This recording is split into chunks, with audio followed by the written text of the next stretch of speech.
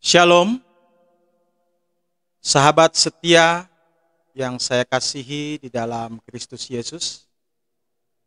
Kembali kita bersama akan mendengarkan lagu pujian bersama Solidio Gratia. Kali ini kami akan menyanyikan lagu pujian yang mengatakan, kuatkanlah hatimu. Kiranya pemirsa dimanapun Anda berada, dapat diberkati melalui pujian ini. Selamat menyaksikan, kiranya Tuhan Yesus senantiasa memberkati kita sekalian. Amin.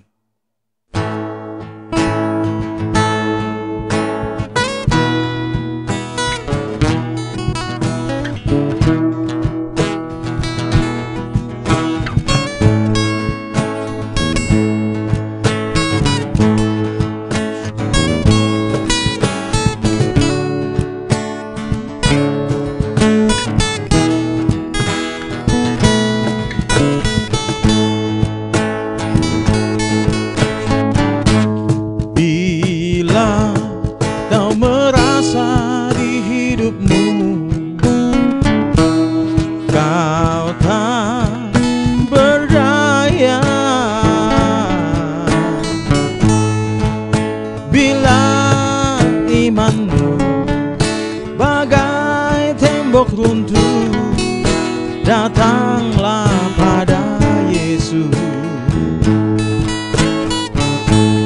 kuatkanlah hatimu dan percayalah padanya. Beban deritamu Yesus kan angkat, serahkan hidupmu padanya. Meskipun badai dan derita menghampiri hidupmu, janganlah kau takut, janganlah kau takut. Yesus pasti menolongmu.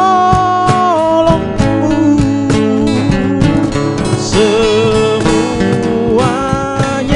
dapat Dia lakukan bila imanmu teguh padanya. Sebab bagi Yesus, sebab bagi Yesus tiada yang mustahil.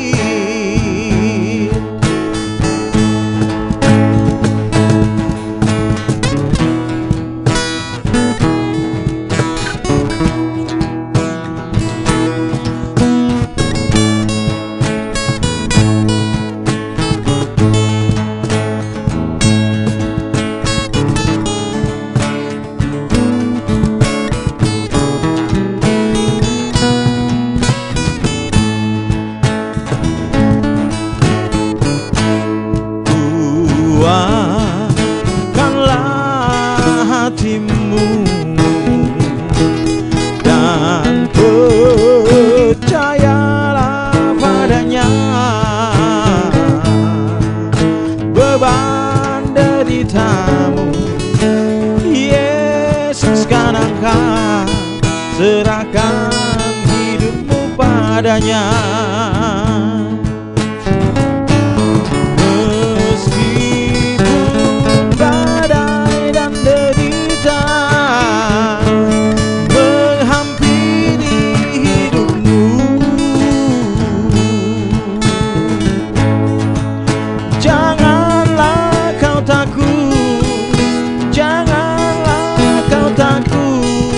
Yesus pasti menolongmu. Semua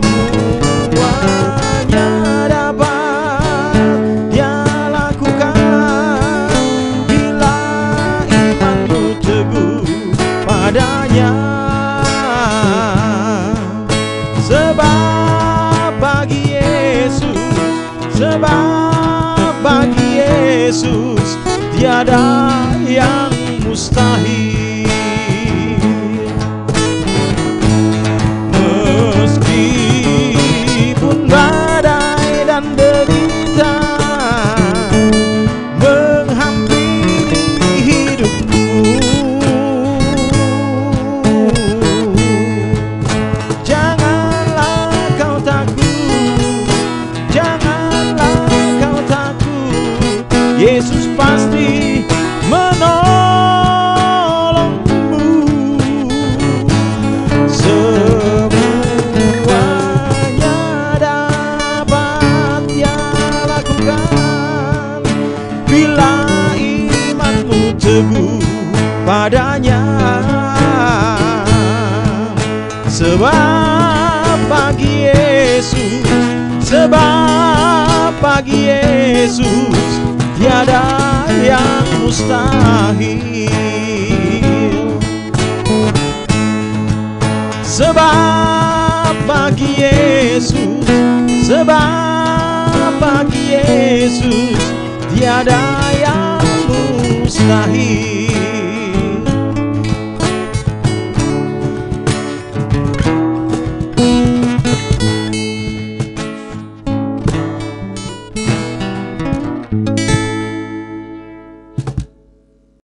Demikianlah pujian yang telah kita dengar bersama.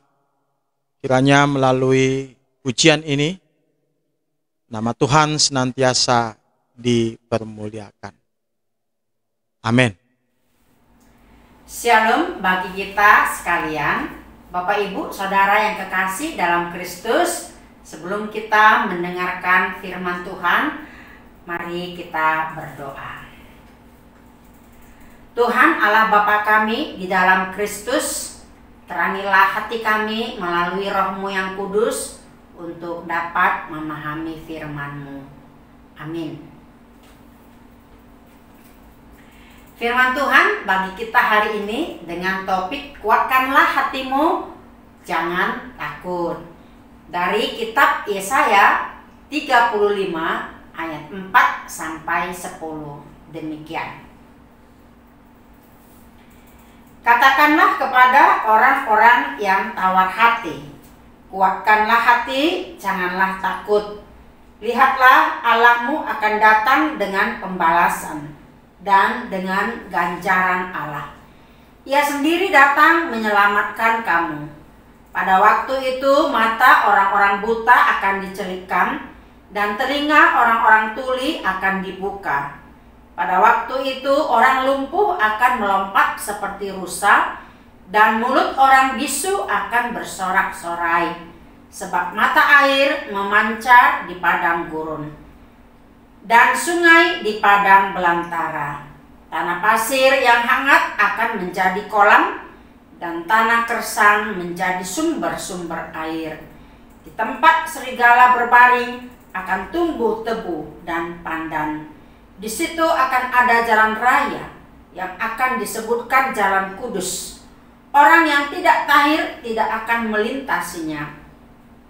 Dan orang-orang pandir tidak akan mengembara di atasnya. Di situ tidak akan ada singa.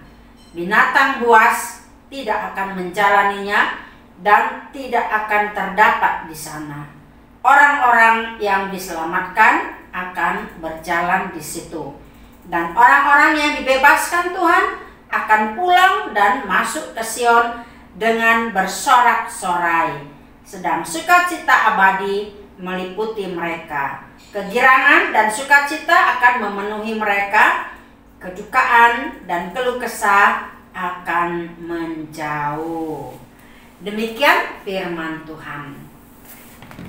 Bapak Ibu Saudara yang kekasih dalam Kristus, kata jangan takut hampir setiap hari kita temukan, ya. Baik dalam percakapan antara dua orang atau lebih, di dalam keluarga, perusahaan, ataupun organisasi-organisasi. Yang paling sering kita takutkan adalah yang pertama, kegagalan. takut gagal dalam meniti karir, takut bisnisnya hancur, takut gagal dalam berumah tangga, takut gagal di meja hijau, dan lain sebagainya. Yang kedua, takut miskin, sehingga membuat orang menjadi kikir. Akhirnya tidak bisa mengasihi sesama. Dan tindakan lain adalah orang dapat melakukan berbagai cara untuk dapat mendapatkan kekayaan. Dan tindakan lain adalah orang dapat melakukan berbagai cara untuk mendapatkan kekayaan. Seperti penipuan, perampokan, pengambil alihan harta orang lain, membunuh, korupsi, dan banyak tindakan atau cara-cara agar orang tidak jatuh miskin. Yang ketiga, takut disingkirkan atau ditolak.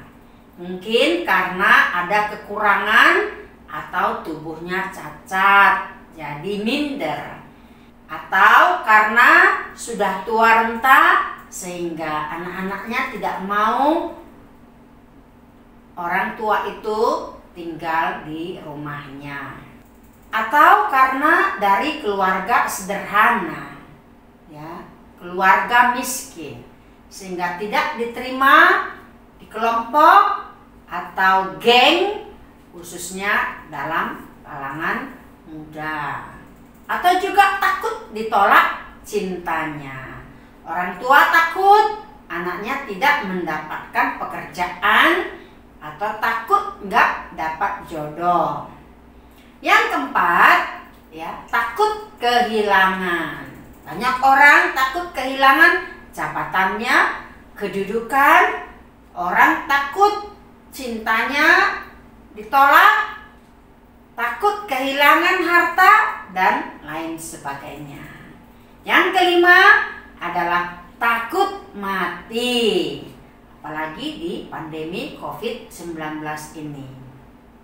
Dan masih ada yang lain. Lebih kurang kelima hal ini sering ditakuti oleh manusia. Namun ada penguatan sebagai jawaban dari firman Tuhan hari ini, agar kita jangan takut. Dalam Alkitab kita, baik dalam Perjanjian Lama dan Perjanjian Baru, mencatat ada sebanyak 365 kali kata jangan takut. Sehubungan dengan itu, Tuhan memberi kita sepanjang tahun 365 hari. Artinya adalah Tuhan mengatakan kepada kita untuk setiap hari jangan ada ketakutan. Yang pasti Tuhan akan memberikan kekuatan dan pengharapan, pemulihan, dan sukacita akan keselamatan. Pernahkah saudara kehilangan harapan atau paling tidak hampir kehilangan pegangan hidup? Bagaimana rasanya hidup di tengah-tengah situasi yang tidak menentu, penuh ancaman, bahaya, penderitaan, seperti hidup kita di tengah-tengah pandemi COVID-19 ini, ya? Bagaimana rasanya bekerja di bawah tekanan atasan atau sesama rekan kerja? Bagaimana rasanya hidup bergereja dan beribadah di tengah-tengah pluralisme agama-agama di negara kita ini? Ya, akhir-akhir ini banyak kalangan yang menyebabkan memberitakan firman Tuhan, memberitakan imannya, sudah dianggap dituduh ujaran kebencian atau penistaan dan lain sebagainya. Bagaimana juga dengan data-data pribadi kita sudah dibobol para hacker, seperti data vaksin kita atau yang lain. Sedangkan data pribadi kepala negara kita saja sudah disalahgunakan. Bagaimana dengan kita rakyat biasa, ya? Bagaimana kita menyikapi dan hidup di tengah-tengah kebobrokan moral dan mental anak-anak bangsa pada saat ini. Bagaimana kita menjalani masa-masa sulit? Ada yang di PHK, masa-masa suram, kebangkrutan, dan bahkan kita harus menjalani lembah kekelaman menghadapi kematian. Bagaimana pula perasaan kita melihat orang-orang dengan jelas-jelas menyalahgunakan kekuasaan, wewenang, dan jabatan demi kepentingan diri sendiri, termasuk orang-orang yang memperjualbelikan hukum di negara kita ini dan juga negara-negara lain. Bagaimana perasaan kita melihat orang-orang yang telah merusak alam dan lingkungan hidup, tapi malah bebas berkeliaran dan semakin menggila dalam usahanya merusak kehidupan di alam ini. Dan masih banyak segudang pertanyaan muncul di benak kita, bagaimana, dan bagaimana. Situasi yang sangat suram ini juga sebagiannya terjadi pada umat Israel di masa pembuangan. Seolah-olah hidup tanpa pengharapan, tak ada masa depan yang pasti. Dan semua itu adalah akibat keberdosaan bangsa itu sendiri dan sebagai hukuman Tuhan atas mereka, sehingga mereka dibuang ke Babel. Di situasi seperti itulah Nabi Yesaya bernubuat bahwa akan ada pengharapan, akan ada pemulihan. Mereka akan dikembalikan dari pembuangan dan Allah akan menebus mereka untuk menjadi terang bagi bangsa-bangsa di luar orang Yahudi. Yesaya bernubuat bahwa Allah akan mengirim Mesias dari keturunan Daud yang keselamatannya bagi umat Allah di bawah perjanjian yang lama dan perjanjian baru. Yesaya menubuatkan berita sukacita, hari penebusan Allah yang membawa keselamatan dan sukacita besar kepada umat yang terbuang itu, bahwa Dia adalah Allah yang pengasih dan setia, bahwa Dialah Allah sumber hidup yang menerbitkan dan mengembalikan segala sesuatu menjadi baru dan indah.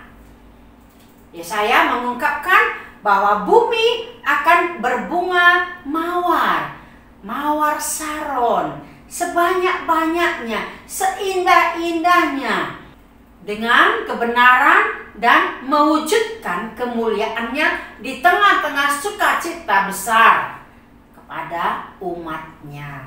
Dapat kita baca dalam ayat 2. Indah sekali firman Tuhan hari ini. Bapak, Ibu, Saudara yang kekasih dalam Kristus, pada waktunya semuanya akan indah. Tidak ada yang mustahil bagi Allah. Dialah Allah yang penuh kasih, penuh pengampunan, besar kasih setianya, besar anugerahnya. Amin. Amin ya. Kalau kita perhatikan dan belajar akan keprihatinan umat Israel yang terpuruk dan terbuang itu, sakit, lemah, tawar hati, menderita, dan penuh ketakutan. Namun Tuhan berjanji bahwa kengerian akan diganti dengan kesukaan, dan Allah memberikan kekuatan.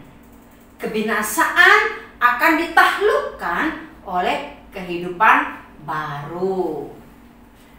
Akan ada kesembuhan, pemulihan hubungan, perubahan alam, kedamaian, pembaharuan kondisi hidup. Janji ini tidak dibatasi oleh lingkup jasmani dan rohani saja, melainkan janji yang berdimensi kekal, menembus batas-batas keberadaan manusia. Inilah sukacita besar yang dinanti-nantikan. Bapak, Ibu, Saudara yang kekasih dalam Kristus, Nabi Yesaya menubuatkan pemulihan, bahwa ada sukacita besar yang membawa keselamatan bagi umat itu. Mereka akan kembali ke tanah air, yakni Yerusalem. Allah masih terus terikat dengan perjanjiannya kepada Israel dengan mengatakan, "Aku adalah Allah mereka dan mereka adalah umatku." Itulah kasih dan setia Allah yang memberi pengharapan dan kehidupan yang baru. Pengharapan yang sempat layu dan kering kini diganti dengan suatu janji yang menyatakan bahwa Allah berpihak pada mereka. Disinilah Yesaya memulai pernyataan sukacita besar itu dengan kalimat, "Kuatkanlah hatimu yang tawar hati, jangan takut. Lihat, Allahmu datang dengan pembalasan sebagai ganjaran Allah. Tuhan akan menyelamatkan kamu." Kondisi hidup bangsa dan alam saat itu kini dan kekal diubahkan secara transformasi besar oleh Allah sendiri. Dapat kita baca dalam ayat 6 dan 7. Maka pembaharuan itu telah dinubuatkan dan Mesias itu telah datang. Kita membaca dalam Lukas 4 ayat 18 dan 19 yang sama diungkapkan oleh Yesaya, bahwa mata orang buta akan dicelikkan, telinga orang tuli akan dibuka, maka mereka akan dapat mendengar. Orang lumpuh akan melompat seperti rusa dengan sukacitanya. Mulut orang bisu akan bersorak-sorai. Mata air akan memancar di padang gurun. Sungai di padang belantara tidak akan ada lagi fata morgana. Bayang-bayang, ketidakpastian, sesuatu yang semu, akan tetapi akan nyata sebuah kepastian masa depan. Tanah pasir yang hangat akan menjadi kolam, tanah kersang menjadi sumber-sumber air. Orang-orang yang diselamatkan dan memperoleh sukacita akan berjalan menuju jalan kudus. Dapat kita bandingkan dalam Yohanes 14 ayat 6. Hal ini menunjukkan dengan jelas bahwa ketidakmungkinan menjadi mungkin. Yang dianggap tidak adanya masa depan di sana malah menjadi sumber kehidupan. Nubuatan ini bukan saja kepada bangsa Israel yang saat itu sudah diubahkan, akan tetapi nubuatan bahwa Mesias yang akan datang itu akan mentransformasi, memulihkan dan memperbaharui kehidupan manusia, memperbaharui alam ini di dalam Yesus Kristus yang adalah Tuhan. Bapak, Ibu, Saudara yang kekasih dalam Kristus, luar biasa firman Tuhan pada hari ini yang dapat mengubah, memulihkan apapun kondisi manusia. Ada sebuah ilustrasi, yaitu mengubah padang gurun. Pernahkah kita mendengar Burj Khalifa atau Burj Dubai, Menara Dubai, yang diresmikan pada tahun 2010. Menara ini menarik perhatian dunia karena tingginya 828 meter atau 6 kali lebih tinggi dari Monas, Jakarta. Bangunannya 160 lantai dan berfungsi sebagai perkantoran dan apartemen yang mewah. 57 lift dengan kecepatan 64 km per jam. Pembangunannya menyedot dana lebih 20 miliar dolar AS. Memiliki bangunan seluas 330.000 meter persegi. Oleh karena itulah, Dubai sebagai salah satu objek wisata terkemuka di dunia. Apa yang membuat dunia kagum terhadap Dubai? Apakah karena Burj Khalifa yang spektakuler tersebut? Itu hanya salah satunya.